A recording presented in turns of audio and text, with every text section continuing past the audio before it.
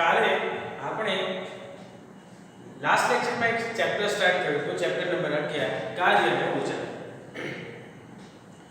Last lecture જે હતું ને એમાં કાર્ય વિશેનો આપણે અભ્યાસ કરેલો. હવે આ જે કાર્ય છે એ ઉર્જા સાથે સંકળાયેલું છે એવું મેં લાસ્ટ લેક્ચરમાં તમને કીધું. તો ઉર્જા તો આજે જે આપણે ભણવાના છે ને મિત્રો એ ઉર્જા વિશે ભણવાના છે અને આ ચેપ્ટરમાં ઉર્જાના બે ત્રણ પ્રકારો વિશેનો તમે અભ્યાસ કરવાના છો. સૌથી પહેલા તો ઉર્જા એટલે શું? તમે આ ઉર્જા શબ્દ ક્યાં સાંભળ્યો છે? તો તમે સાંભળ્યું હશે કે સૌર્ય ઉર્જા છે, હવાની ઉર્જા છે. તમે આગળના ધોરણમાં અભ્યાસ કરીને આવેલા છો. હાઇડ્રો ઉર્જા છે. હાઇડ્રો ઉર્જા એટલે શું? ન્યુક્લિયર ઉર્જા છે. તો આ બધી ઉર્જાનો અભ્યાસ તમે કરીને આવ્યા છો. અથવા નામ તો સાંભળ્યું છે પવન ઉર્જા. પછી દરિયામાં જે ભરતી ઊંટ આવે છે ને એમાં પણ ઉર્જા છે. તો આ બધી જ ઉર્જાઓ વિશેનો તમે અભ્યાસ કરીને આવેલા છો. તો આ બધી ઉર્જા એક્ઝેક્ટલી છે શું કામ કરે છે? અને આ બધાનો કોઈક ને કોઈક સ્ત્રોત હોય છે. અને કોઈક ને કોઈક તો સ્ત્રોત હોય છે ત્યાંથી ઉર્જા આપણને પ્રાપ્ત થતી હોય છે. જેમ કે આપણે વાત કરીએ સૌર ઉર્જાની, તો જે સૌર ઉર્જા છે એ ક્યાંથી મળે છે આપણને? સૂર્યમાંથી. સિમ્પલ. અને સૌર ઉર્જાના તો ઘણા ઉપકરણો આપણી આસપાસ રહેલા છે. આપણે જોયા પણ હશે. અત્યારે તમે જુઓ તો ઘરે ઘરે ઠેર ઠેર તમને સોલર પેનલ જોવા મળશે. શું કરે છે સોલર પેનલ? તો સોલર પેનલ છે શું કરશે? તો જે સન રેઝ એટલે સૂર્યના જે કિરણો આવે છે એને વિદ્યુત ઉર્જામાં પરિવર્તિત કરે છે. પછી તમે કેલ્ક્યુલેટર જુઓ ને તો કેલ્ક્યુલેટર ઉપર પણ એક ચિપ આપેલી હોય છે. હે ને? એવા ઘણી બધી જગ્યાઓમાં ઘણા બધા ઉપકરણોમાં તમે સોલાર પેનલને જોઈ હશે. તો એનો સ્ત્રોત થઈ ગયો સૂર્ય. તો જ્યાંથી સૂર્ય આપણને ઉર્જા આપે છે. બીજી પ્રકાશ ઉર્જા તો એ પણ સૂર્યને જ કહી શકાય કે ભાઈ સૂર્યથી જ આપણને પ્રકાશ મળે છે એવું કહી શકાય. વિદ્યુત ઉર્જા છે. હવે વિદ્યુત ઉર્જા છે ને એ પાછી ઘણી બધી રીતે મળે. એક તો સૂર્યમાંથી મળે, સોલર પેનલ્સથી આપણને વિદ્યુત મળે. બીજું શેનાથી મળે મિત્રો? બીજું આપણને મળે છે પાણીથી. જે ડેમ બનાવેલો હોય એ ડેમમાં પાણી જે વહે એના કારણે એમાં ગતિના કારણે એમાં ઉર્જા હોય છે અને એ ઉર્જાથી ટર્બાઇન ફરે અને વિદ્યુત ઉત્પન્ન થાય. બીજું પવન ચક્કીમાંથી આપણને મળે. હવે પવન ચક્કીમાં ઉર્જા પવન ચક્કી કેવી રીતે ફરે? તો પવન આવે તો પવનની ઉર્જાના કારણે પવન ચક્કી ફરે અને શું મળે મિત્રો આપણને? વિદ્યુત મળે છે. પણ આ પવન આવે કેવી રીતે? પવન વાય કેવી રીતે વાય છે ને? પવન સરસ મજાનો પવન વાય છે. તો એ પણ તમે આગલા ધોરણમાં ભણીને આવ્યા હશો કે સૂર્ય ઉર્જાના કારણે જે તપે છે જમીન, દિવસ દરમિયાન જમીન તપે, સાગર ઠંડો હોય, સાગર પણ તપે પણ એ જમીન કરતા ઓછો તપે. એટલે જમીન વધારે તપી જાય ફટાફટ. એટલે એમાં જે ટેમ્પરેચર ડિફરન્સ આવે છે એના કારણે પવન આપણને વાય છે. તો પવન ઉર્જામાં પણ સૂર્યનો હાથ છે એવું કહી શકાય. સૂર્યના કારણે જ પવન ઉત્પન્ન થાય છે, ઉદ્ભવે છે અને એની ઉર્જાનો આપણે ઉપયોગ કરીએ છીએ. મિત્રો જે ભરતી ઊંટ આવે છે એમાં પણ સૂર્યને પણ આભારી છે. હવે રાસાયણિક ઉર્જા છે ને એમાં સૂર્યને કોઈ લેવા દેવા નથી. એ રાસાયણિક ઉર્જા જે છે એ રસાયણોના કારણે ઉત્પન્ન થતી ઉર્જા છે. ન્યુક્લિયર ઉર્જા છે. આ બધી જે ઉર્જાઓ છે ને મિત્રો એ સૂર્ય ઉર્જા પર ડિપેન્ડન્ટ નથી. બીજું તમે જમીનમાંથી પેટ્રોલમાંથી પેટ્રોલિયમ કાઢો છો મિત્રો. આ જે પેટ્રોલિયમ છે ને એ પેટ્રોલિયમ નો પણ ઉપયોગ તમે કરો છો બળતણ તરીકે. હે ને મિત્રો? કેરોસીન છે જે શું કહેવાય ફ્યુઅલમાં વપરાય છે, સાથે સાથે ઈંધણ તરીકે વપરાય છે અને સાથે સાથે તમે ઘરગથ્થુમાં જોશો તો પ્રાઇમસ હોય છે એમાં એનો ઉપયોગ કરવામાં આવે છે. એનાથી જમવાનું બનાવવામાં અને એમાં ઉપયોગ થાય છે. પછી એલપીજી છે મિત્રો, સીએનજી છે જેનો પરિવહનમાં તમે ઉપયોગ કરો છો, પેટ્રોલ ડીઝલનો પણ તમે ઉપયોગ કરો છો, કોલસા છે જે ઇન્ડસ્ટ્રીઝની અંદર જે મોટી મોટી ફેક્ટરીઝ છે એને ઉદ્યોગોમાં પણ કોલસાનો ઉપયોગ થાય છે. તો મિત્રો આ બધી જગ્યાએથી આપણને ઊર્જા મળે છે, આપણને ઊર્જા પ્રાપ્ત થાય છે અને એ ઊર્જાનો કોઈક સ્ત્રોત હોય છે. બરાબર છે મિત્રો? તો એક્ઝેક્ટલી આ ઊર્જા છે શું? તો વ્યાખ્યા પ્રમાણે જોઈએ ને મિત્રો, તો ઊર્જા એટલે પદાર્થમાં રહેલી કાર્ય કરવાની ક્ષમતા. મેં તમને પહેલા જ કીધું હતું કે કાર્ય અને ઊર્જા સંકળાયેલા છે. આપણે ઘણીવાર એવું થાય છે કે આપણને જો ખાવાનું આપવામાં ન આવે અથવા તો કંઈક ઉપવાસ કરી લઈએ, એક દિવસ ખાવાનું ના ખાઈએ તો કેવા થઈ જઈએ છે, એકદમ આળસ આવતી હોય, આપણે કામ ના કરી શકીએ, અશક્તિ જેવું લાગે, તો આપણે ખાઈએ નહીં અથવા બીમાર પડ્યા હોય એના કારણે આપણે નથી ખાઈ શકતા, તો આપણને અશક્તિ આવી જાય છે. અશક્તિ મતલબ શું? આપણે કંઈ કામ કરવા માટે સક્ષમ નથી. બસ આમ થોડું ચાલીને આમ ઘરમાં પણ ચાલીએ તો પણ એમ થાય કે બસ હવે સૂઈ જાઉં, ચક્કર આવશે મને. તો આપણામાં ઊર્જા જ નહીં હોય તો આપણે કોઈ કામ કરવાના નથી. ગાડીમાં પેટ્રોલ ના હોય તો ગાડી ચાલશે નહીં.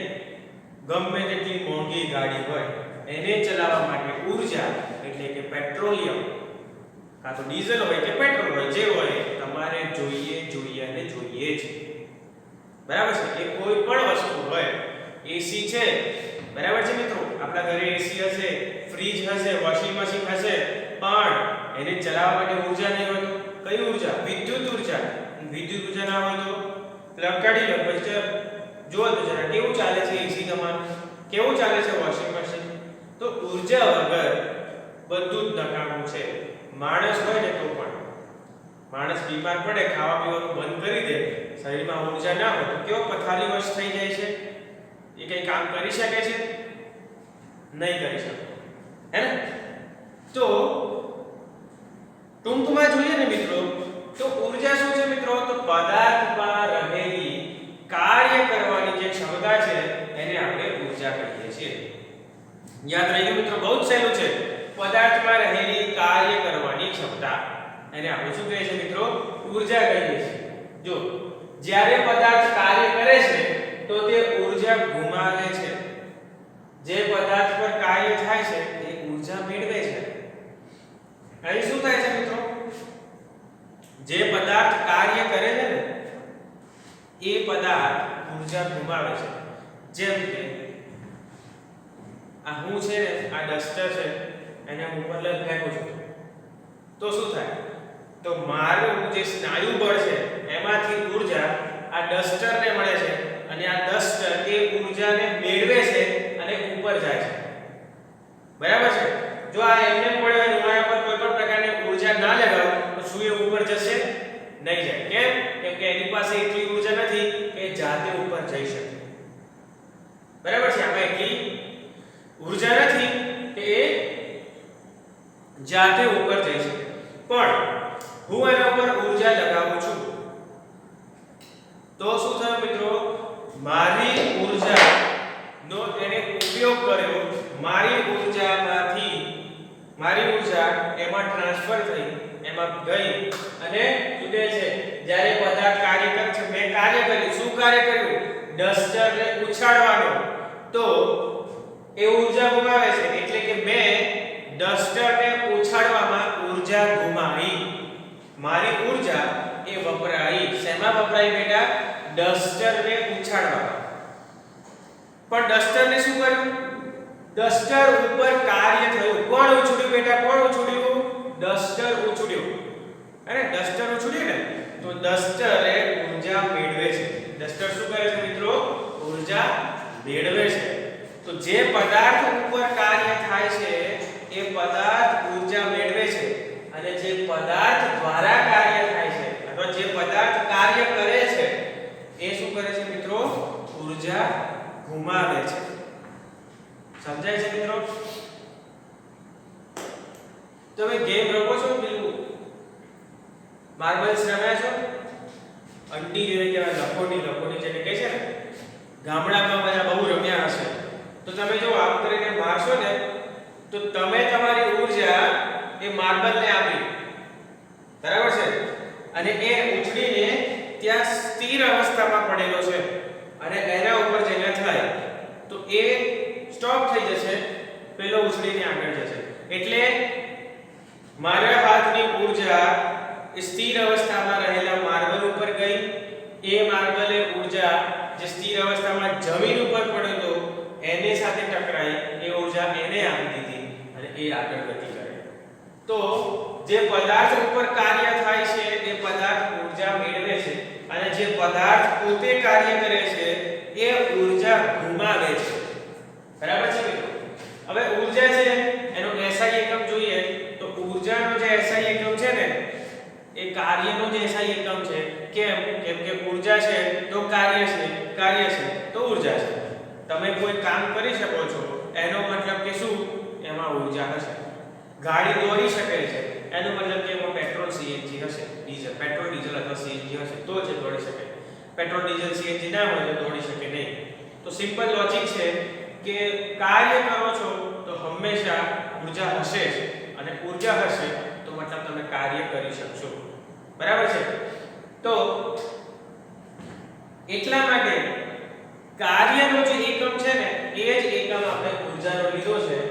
ઊર્જાનો SI એકમ થાય જૂલ, કાર્યનો પણ એકમ જે છે ને એને આપણે જૂલ લીધેલું હતું. બરાબર છે મિત્રો? તો ઊર્જાનો SI એકમ પણ શું થાય છે? જૂલ થાય છે. તો કાર્યનો SI એકમ પણ મિત્રો જૂલ થાય છે. હવે આ જૂલ જે છે ને એમાં એક મોટો એકમ પણ આવે છે, એ છે કિલો જૂલ. તો 1 કિલો જૂલ એટલે કેટલા થાય મિત્રો? 1 કિલો જૂલ બરાબર 1000 જૂલ. મિત્રો કેટલા થાય? 1 કિલો જૂલ બરાબર 1000 જૂલ. હવે તમે એમ કહેશો કે સર ઊર્જા કરો છો પણ ઊર્જા ક્યાં મળે, કેવી રીતે મળે, પ્રકાર કેટલા છે એના? તો જો ઊર્જાની વાત કરવામાં આવે ને તો ઊર્જાના ઘણા બધા પ્રકાર છે. અહીંયા મેં તમને 5-7 જેવા પ્રકારો આપ્યા છે ઊર્જાના. જો તો શું છે? પહેલો યાંત્રિક ઊર્જા, બીજો છે ગતિ ઊર્જા, સ્થિતિ ઊર્જા, ઉષ્મા ઊર્જા, રાસાયણિક ઊર્જા, વિદ્યુત ઊર્જા, પ્રકાશ ઊર્જા. ટૂંકો પ્રશ્ન 1-2 માર્ક્સમાં પૂછાઈ શકે છે. ઊર્જા એટલે શું? તેના પ્રકારો જણાવો. તો ઊર્જા એટલે પદાર્થમાં રહેલી કાર્ય કરવાની ક્ષમતાને ઊર્જા કહે છે. એના પ્રકારો કયા થાય મિત્રો? યાંત્રિક ઊર્જા, ગતિ ઊર્જા, સ્થિતિ ઊર્જા, ઉષ્મા ઊર્જા, રાસાયણિક ઊર્જા, વિદ્યુત ઊર્જા અને પ્રકાશ ઊર્જા. આ બધા ઊર્જાના પ્રકારો છે. બરાબર છે?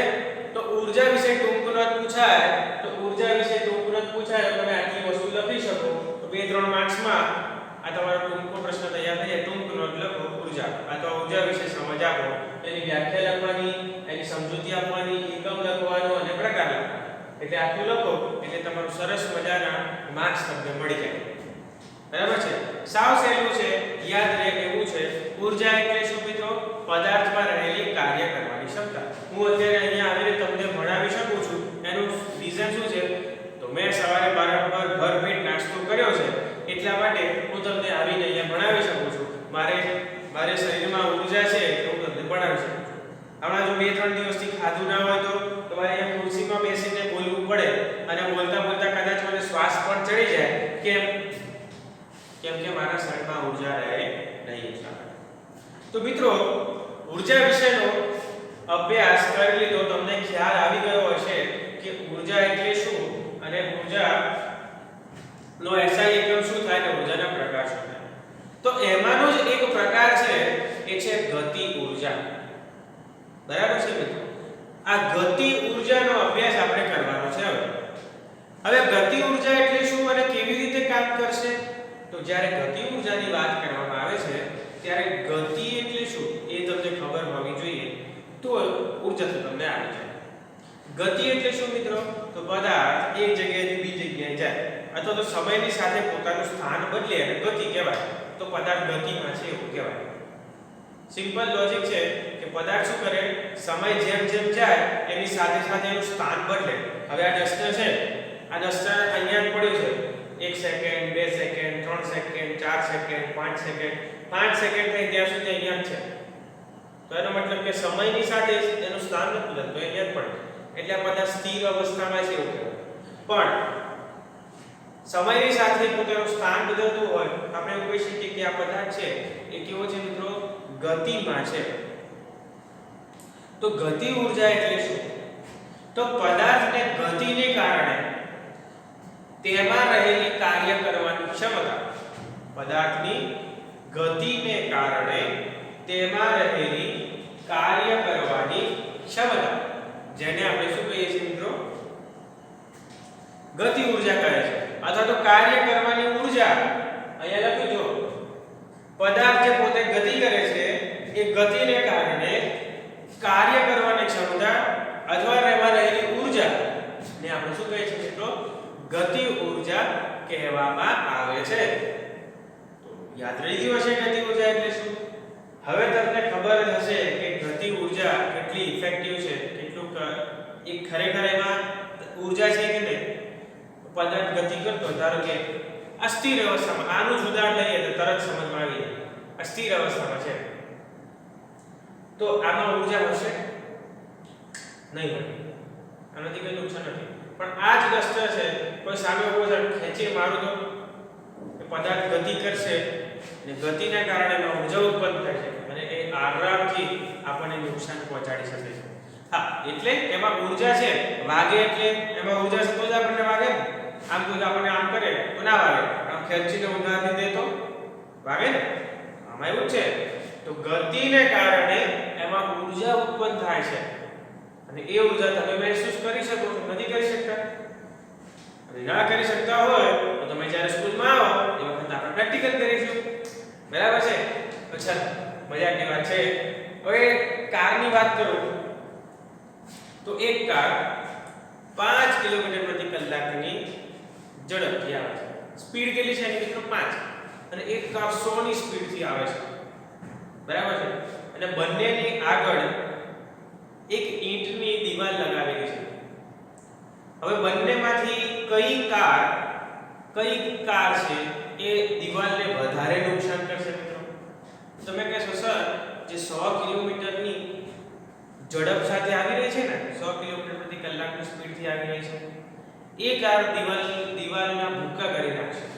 અને 5 કિલોમીટરની ઝડપથી આવે છે તો કઈ ખાલી ઠોકા છે, બીજું કંઈ થશે નહીં બહુ. પણ 100 ની સ્પીડે આવે છે ને એ શું કરશે? દીવાલના ભૂક્કા બોલાવી દેશે. કેમ? કેમ કે 100 ની સ્પીડથી આવે છે, એની ગતિ વધારે છે. જેમ જેમ ગતિ વધારે એમ ઊર્જા પણ વધારે. હે ને? વિચાર, મારી આ જોડે બંદૂકની ગોળી છે. એ બંદૂકની ગોળી મેં હાથમાં પકડી છે અને આમ તમને મારું તો તમને બીક લાગશે નહીં. એ જ બંદૂકની ગોળીને હું ઘનમાં ભરું પછી આમ કરું તો બીક લાગે ને? હા. કેમ? કેમ કે એની ગતિ વધારે છે એટલે એમાં ઊર્જા વધારે છે અને ઊર્જા વધારે હોય તો નુકસાન પણ વધારે કરે. બરાબર ને? કોઈક જગ્યાએ આપણે ઝડપથી પહોંચવું હોય તો શાંતિ બીજા ત્રીજા ગેરમાં ગાડી ચલાવો, આરામથી પહોંચી જવાય? ના પહોંચી જવાય. ઝડપથી પહોંચવું છે તો ઊર્જા પણ વધારે આપવી પડે, ગતિ વધે, ઝડપથી પહોંચાય. ફાયદો પણ કરે છે. હે ને? તમે ઝડપથી પહોંચવા માટે શું કરો? વધારે ઊર્જા આપો. કેવી રીતે? એક્સિલરેટર આપી દો, એન્જિન ઝડપથી કામ કરશે, ઝડપથી પેટ્રોલનું દહન થશે એટલે એન્જિનની સ્પીડ વધશે, એન્જિનની સ્પીડ વધે એટલે ગાડીની સ્પીડ વધે. તમે ઝડપથી તમારે જ્યાં પહોંચવાનું છે ત્યાં તમે પહોંચી શકો. આવું જ એક ઉદાહરણ છે. પાણી છે ને, પાણી એને તમે ગતિમાં લાવો તો હવે તમને એમ થાય કે સર પાણીને ગતિમાં લાવીએ તો ઊર્જા ઉત્પન્ન થાય. વાત સાચી. પણ સર હું તો ઘરે આમ ટબ નાખીને મળી ગયો પણ ઊર્જા તો ઉત્પન્ન જ ના થઈ. એક બલ્બે ચાલુ ના થાય. તો એના માટે મિત્રો તમારે વધારે ઊર્જાની જરૂર પડે. એટલા માટે નદીઓમાં એના પર બંધ બાંધવામાં આવે એટલે શું થાય મિત્રો? એ ઊંચાઈએથી જ્યારે પાણી પડે ને એમાં ગતિ વધારે હોય, એમાં ઊર્જા વધારે હોય, જેના કારણે ટર્બાઇન ફરે અને તમે એમાંથી ઊર્જા મેળવી શકો છો. બરાબર? એટલી મોટી ઊર્જા મેળવવા માટે એટલી ઊંચાઈએથી પાણી પડવું જોઈએ અને ટર્બાઇન ફરવું જોઈએ. બરાબર છે? તો આ રીતે ગતિ ઊર્જા છે કે પદાર્થની ગતિને કારણે એમાં રહેલી કાર્ય કરવાની ક્ષમતા એને આપણે શું કહીએ છીએ મિત્રો?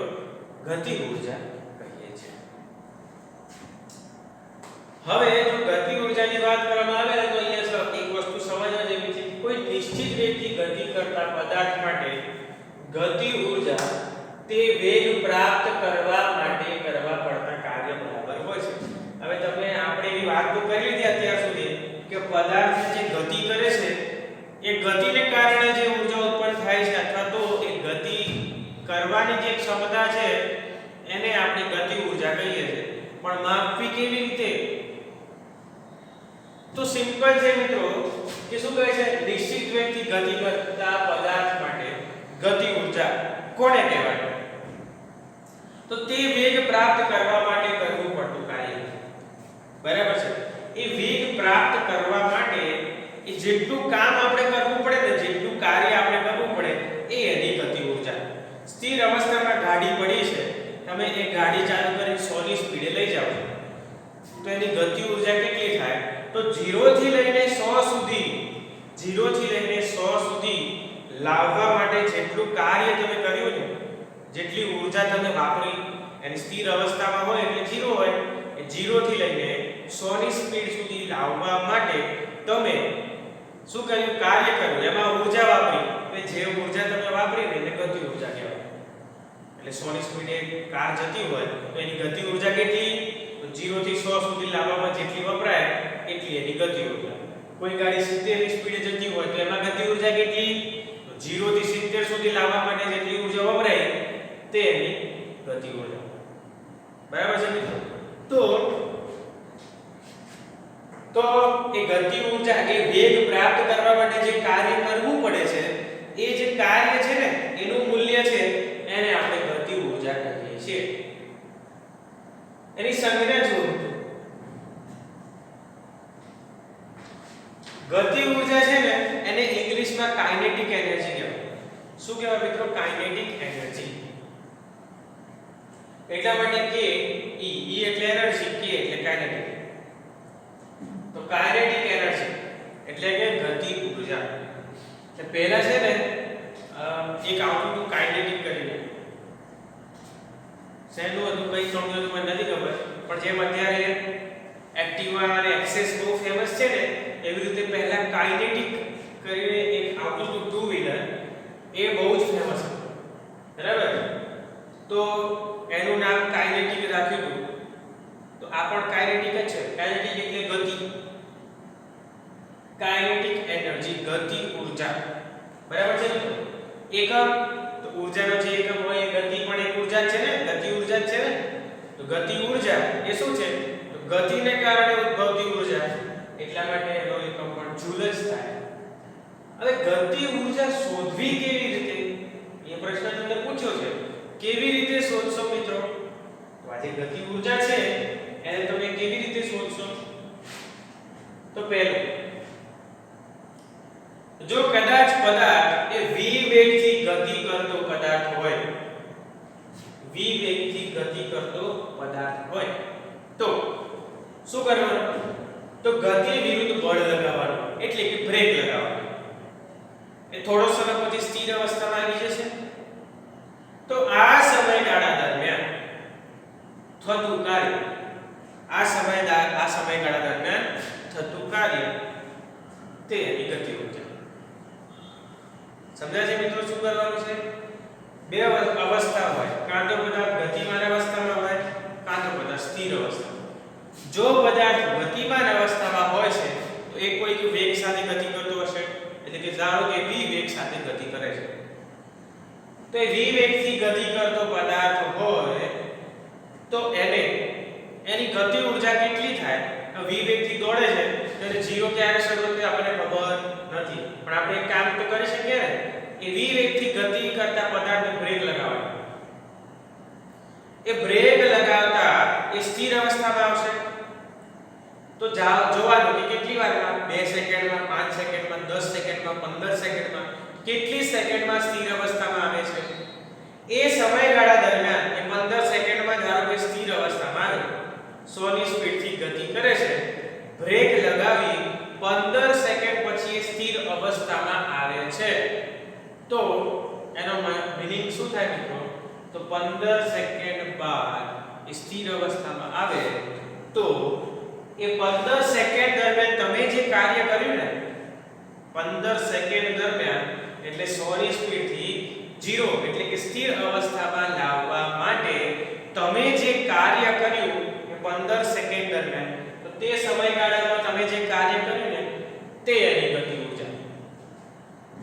આ થઈ ગયું ગતિમાન પદાર્થ. હવે પદાર્થ સ્થિર અવસ્થામાં પણ હોઈ શકે છે.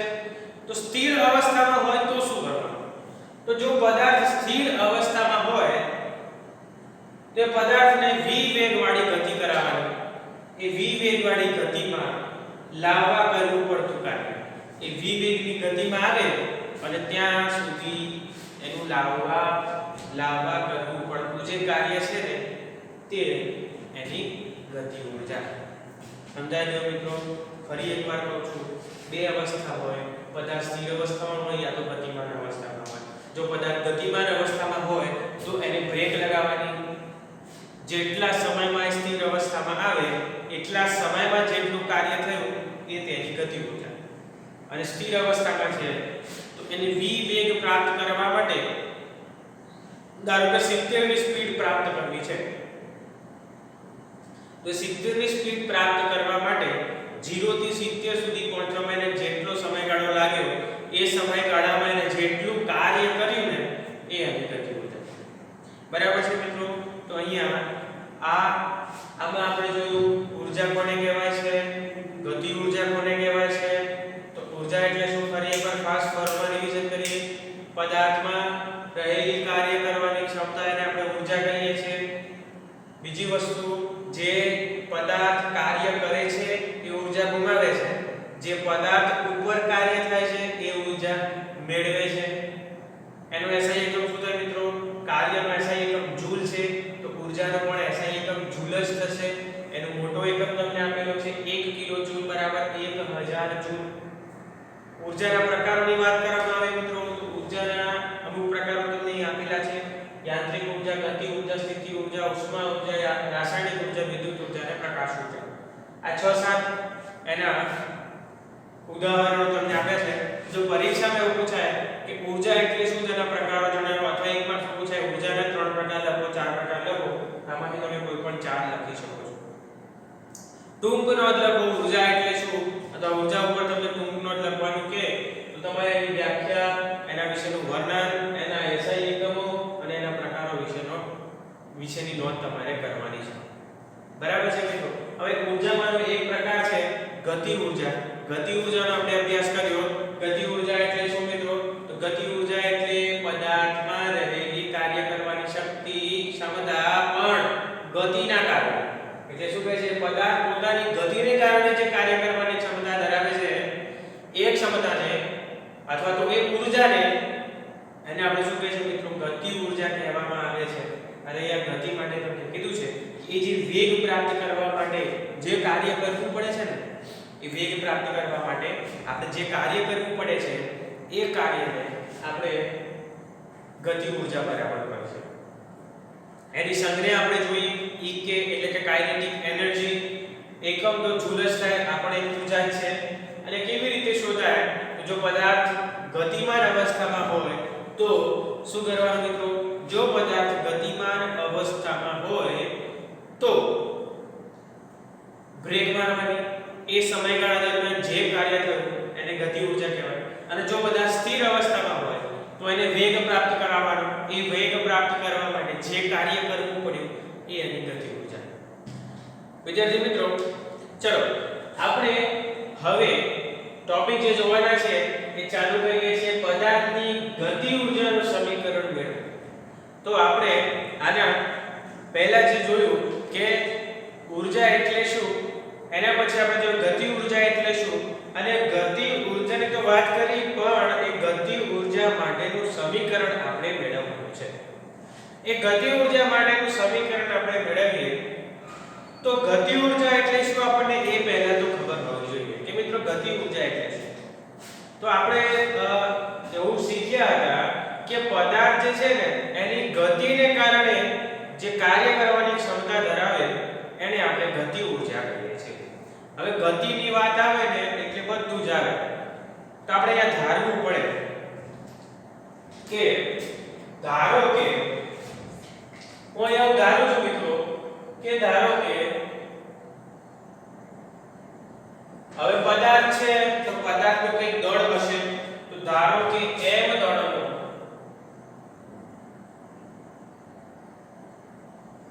ગતિ કરે છે એટલે કોઈ પ્રારંભિક વેગ તો કઈ થશે તો એ ગતિ કરતો છે. શરૂઆત કરીએ છે પ્રારંભિક વેગ છે. તો ધારો કે m દળનો પદાર્થ u જેટલા અચળ વેગથી ગતિ કરે છે.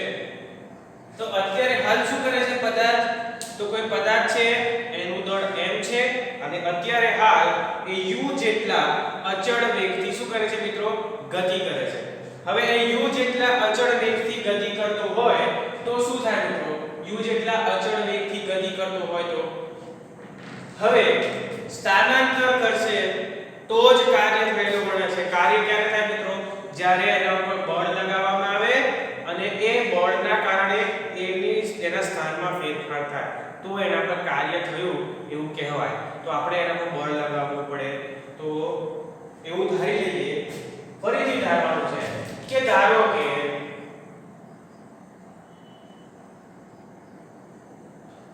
પદાર્થ પર F જેટલું અચળ બળ કઈ દિશામાં લગાવવાનું છે? એનું જે દિશામાં સ્થાનાંતર થઈ ગયું છે હાલ એ જ દિશામાં લગાવવાનું છે. એટલે કે F જેટલું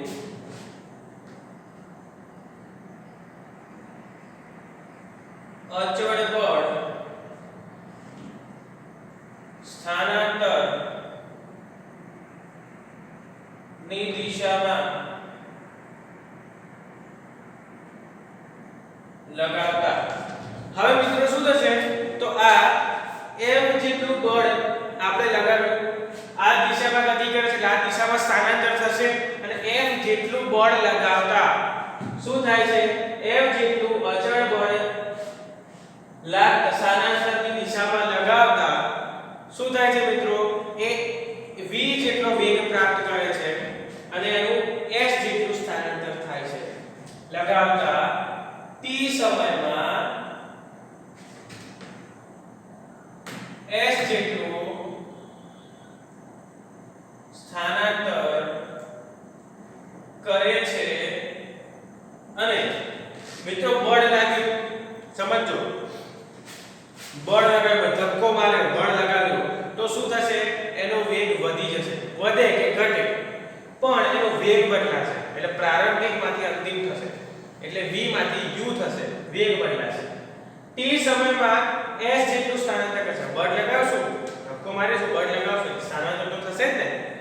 તો જેટલું t સમયમાં s જેટલું સ્થાનાંતર કરે છે અને v જેટલો વેગ પ્રાપ્ત કરે છે. v જેટલો વેગ પ્રાપ્ત કરે છે. આજે લક્ષ્યોમાં ખબર પડી ગઈ? ફરીથી એકવાર સમજાવું. જો મિત્રો સારો પ્રશ્ન છે, આઈએમપી પ્રશ્ન છે, બહુ સરસ પ્રશ્ન છે. શું કહે છે? ધારો કે m દળનો પદાર્થ u જેટલા અચળ વેગથી ગતિ કરે છે. કે પદાર્થ છે એ m દળનો છે અને u જેટલા વેગથી ગતિ કરે છે અત્યારે હાલ. હજી એના પર કોઈ પણ પ્રકારનું બળ ને એવું લાગ્યું નથી. હવે આપણે એના પર કાર્ય કરવું છે તો શું કરવું પડે? બળ લગાવવું પડે. તો ધારો કે પદાર્થ ઉપર f જેટલું અચળ બળ સ્થાનાંતરની દિશામાં લગાવતા. હવે f જેટલું બળ લગાવવાનું છે કઈ દિશામાં? સ્થાનાંતરની દિશામાં લગાવતા t સમયમાં s જેટલું સ્થાનાંતર કરે છે અને v જેટલો વેગ પ્રાપ્ત કરે છે. સમજાઈ ગયું મિત્રો? આટલું થાય છે તો શું થાય મિત્રો? કે હવે આના ઉપર થતું કાર્ય શોધી શકીએ આપણે. તો અહીંયા લખી શકીએ પદાર્થ પર થતું કાર્ય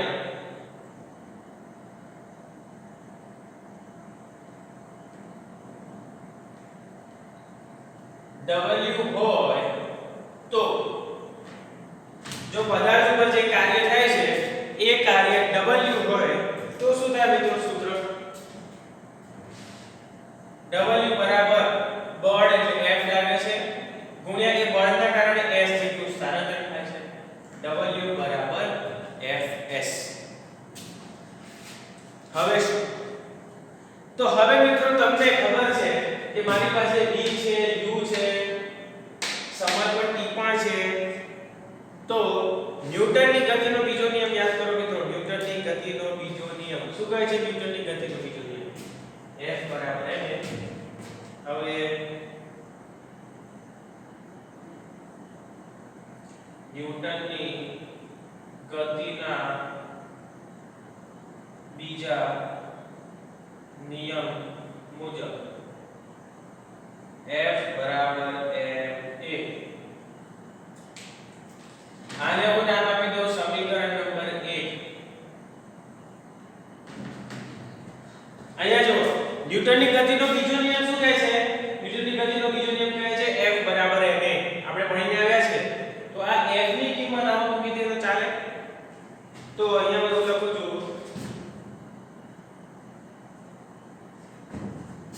F બરાબર ma.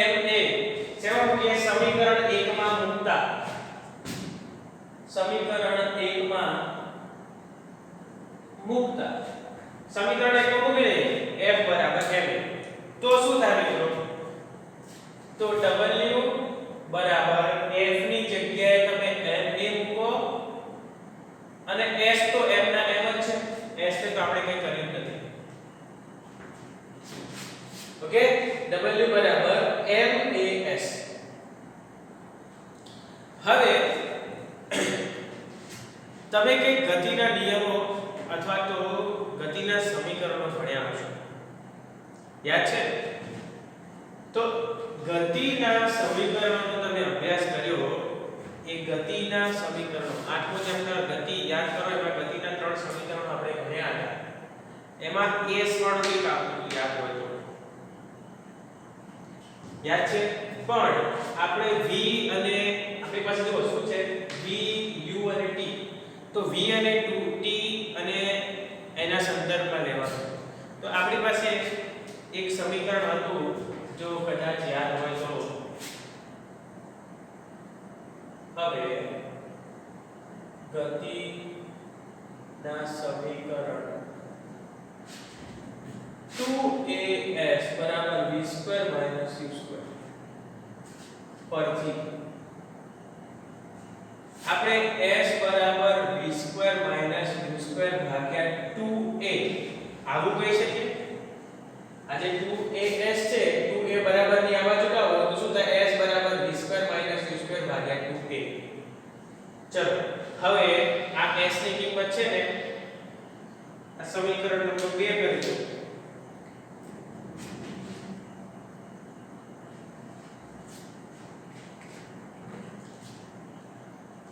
અને આને સમીકરણ નંબર 3 કરી દો. તો મારે શું લખી શકાય? મારે આપણે પૂછતું લખાય કે સમીકરણ 3 ની કિંમત સમીકરણ 2 માં મૂકતા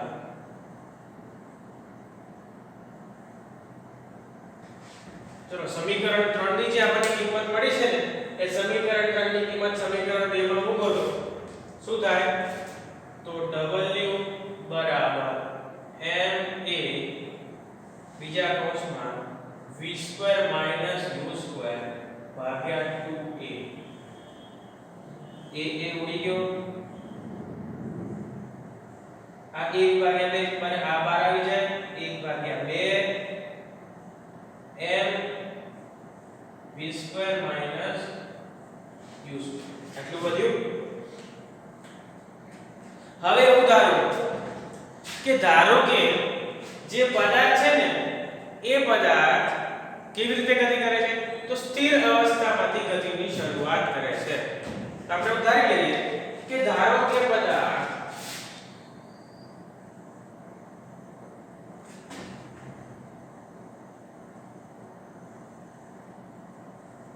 સ્થિર અવસ્થા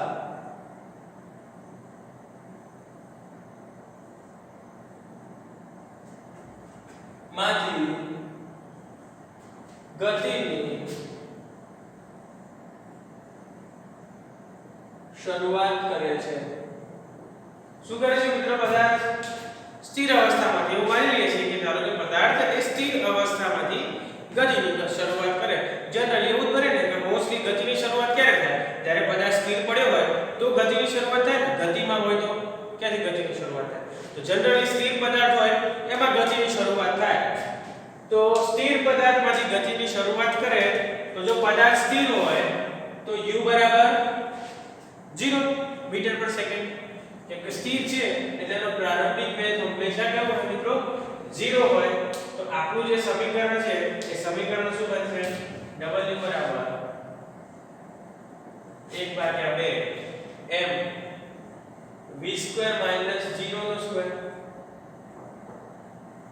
0 નો સ્ક્વેર તો 0, w બરાબર ½ m v². તો આ જે ½ m v² છે ને એને ગતિનું સમીકરણ કહેવાય. ગતિ ઊર્જાનું સમીકરણ w બરાબર ½ mv². એટલે આના ઉપરથી આપણને શું ખબર પડે છે મિત્રો? ખબર છે? હવે આ તો w છે. w એટલે કે થતું કાર્ય, એને તો આપણે ઊર્જા કહીએ છીએ. અને આ કઈ ઊર્જા છે? ગતિ ઊર્જા છે મિત્રો. તો અહીંયા સૂત્ર થઈ જશે E k કાઇનેટિક એનર્જી. કેટલું કાર્ય કરો છો? ઊર્જા જેટલું. જેટલી ઊર્જા છે એટલું કાર્ય કરવું પડશે. ½ mv². અને આ Ek બરાબર ½ mv² એ તમારું ગતિ ઊર્જાનું સમીકરણ થઈ જશે. બરાબર છે મિત્રો? કાર્ય અને ઊર્જા એક જ છે એટલા માટે w બરાબર ½ mv² આવ્યું. અને કાઇનેટિક એનર્જી છે ગતિ ઊર્જાના કારણે આવ્યું છે એટલે Ek બરાબર ½ mv². બરાબર છે મિત્રો? તો આ ગતિ ઊર્જાનું સમીકરણ ½ mv². હવે અહીંયા તમે એક વસ્તુ નોંધો, પદાર્થનું દળ તો અચળ જ છે. પદાર્થનું દળ બદલાવાનું છે. ગતિ બદલાય, ગતિ વધી જાય, ગતિ ઓછી થાય, પદાર્થનું દળ બદલાશે નહીં. અને 1/2 છે, 1/2 પણ અચળ જ કહેવાય, બદલાવાનો નથી. તો પદાર્થની ગતિ ઊર્જા શેના કારણે બદલાશે? તો એ આધાર શેના ઉપર રાખે છે મિત્રો? v² ઉપર આધાર રાખે છે. v એટલે પદાર્થનો વેગ, વેગ ઉપર આધાર રાખે છે. વેગ બદલાશે તો ઊર્જા બદલાશે. બાકી દળ પણ અચળ છે, 1/2 પણ અચળ છે. વેગ વધારો તો ગતિ ઊર્જા વધી જાય. સમપ્રમાણમાં છે મિત્રો, સમપ્રમાણ. સમપ્રમાણ એટલે શું? એકને વધારો તો બીજું વધી જાય.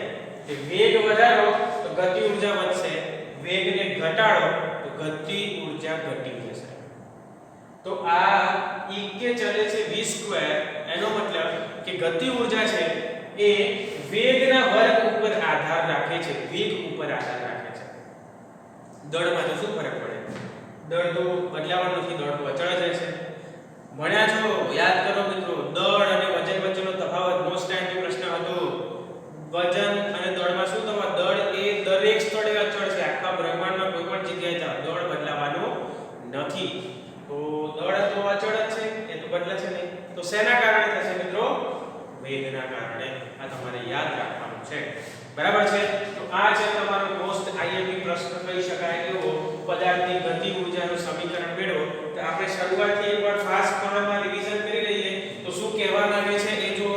સૌથી પહેલા તો આપણે એવું વિચાર્યું કે ધારો કે પદાર્થનું દળ m છે અને એ અત્યારે હાલ u જેટલા વેગથી ગતિ કરે છે. u જેટલા અચળ વેગથી ગતિ કરે છે. એના પર કઈ પ્રકાર ખાલી આપણે જોયું કે ભાઈ હા પદાર્થ m દળનો છે. m દળ લેવો પણ 10 20 25 30 થોડી લેવાનું. કેમ કે કોણ કેટલા દળનું લે શું ખબર? હું ઉદાહરણ કે 50 નું લઉં, બીજો 100 નું લેતો. એટલા માટે આપણે એવું નક્કી કરવું પડે કે m દળનો છે, તારે જે લેવું હોય લે, હું પણ મારે પણ જે લેવું હોય લઈશ. એટલે m દળનો પદાર્થ u જેટલા અચળ વેગથી ગતિ કરે છે. હવે શું કરીએ છે? હવે ધારો કે આપણે એના પર બળ લગાવ્યું. કેમ બળ લગાવવું પડે? કાર્ય કરવું હોય તો બળ તો લગાવવું પડે. કેમ કે કાર્યની વ્યાખ્યા જ કે છે, કાર્ય જ કે છે કે એના શું હોવું જોઈએ? બે વસ્તુ હોવી જોઈએ. એક તો બળ લાગતું હોવું જોઈએ, બીજું સ્થાનાંતર થતું હોવું જોઈએ. તો m દળનો પદાર્થ છે, u જેટલો એનો અચળ વેગ છે, બદલાતો નથી, અત્યારે આનો અચળ છે. તો ધારો કે આપણે વિચારીએ કે f જેટલું બળ આપણે એના પર બાહ્ય બળ લગાવીએ છીએ કઈ બાજુ સ્થાનાંતરની દિશામાં છે તો એનું t સમયમાં s જેટલું સ્થાનાંતર થાય અને બળ લગાવ્યો એટલે સ્વાભાવિક છે વેગ બદલાશે એટલે u માંથી v થાય છે તો જો કાર્ય આપણે માની લઈએ કે ધારો કે કાર્ય કેટલું છે મિત્રો w છે કોઈ w જેટલું કાર્ય કરે છે તો કાર્યનું સૂત્ર શું છે w fs ચલો હવે આપણને ન્યૂટનની ગતિનો બીજો નિયમ ખબર છે F ma તો આ F ma આમાં મૂકો તો W F ની જગ્યાએ ma થઈ ગયો Fs હતું ત્યાં mas થઈ ગયો માસ ચલો હવે ગતિના સમીકરણો તમે જાણો છો ગતિના સમીકરણમાં એક સમીકરણ તો 2as v2 u2 એનો ઉપયોગ કર્યો તો s v2 u2 ભાગ્યા 2a આપણે એવું મળ્યું ચલો હવે s ની કિંમત છે ને મૂકી દો તો અહીંયા v2 u2 ભાગ્યા 2a તો w ma v2 u2 ભાગ્યા 2a a કેન્સલ થઈ ગયો શું વધ્યું આ 1 ભાગ્યા 2 આગળ લાવ્યો આ m v2 u2 હવે આપણે એવું માની લઈએ દરેક પદાર્થ ગતિમાં જ ગતિ કરે એવું જરૂરી છે ના સ્થિર અવસ્થામાં હોય તો આપણે એવું માની લઈએ કે ધારો કે પદાર્થ સ્થિર અવસ્થામાં છે તો સ્થિર અવસ્થામાંથી ગતિની શરૂઆત કરે અને સ્થિર અવસ્થામાંથી ગતિની શરૂઆત કરે તો u બરાબર 0 તો કેટલો મોટો લાડો મૂકે છે u બરાબર 0 મીટર પર સેકન્ડ તો બસ આ સૂત્ર એમાં u બરાબર 0 મૂકો તો w બરાબર હાફ mv2 મળે છે પણ w એટલે થતું કાર્ય કેટલું થાય ઊર્જા જેટલું કઈ ઊર્જા ગતિ ઊર્જા એને શું કહીએ ek means kinetic energy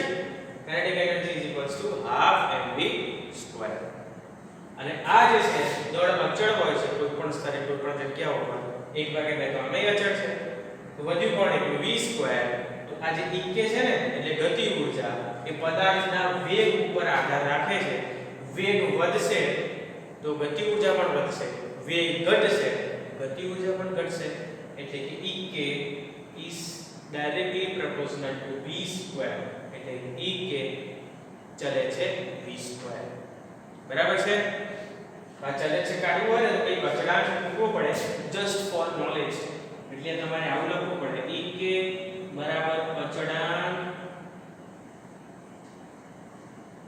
v2 આવું લખાય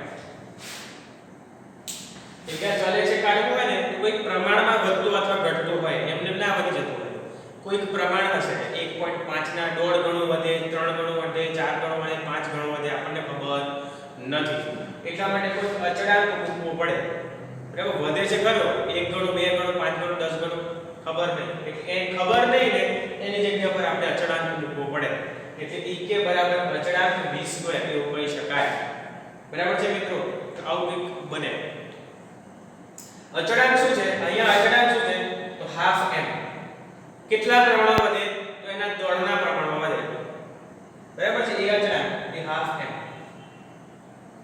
ચલો ઓકે હવે પડી ગયા છે મિત્રો તો મળીએ મિત્રો નેક્સ્ટ લેક્ચર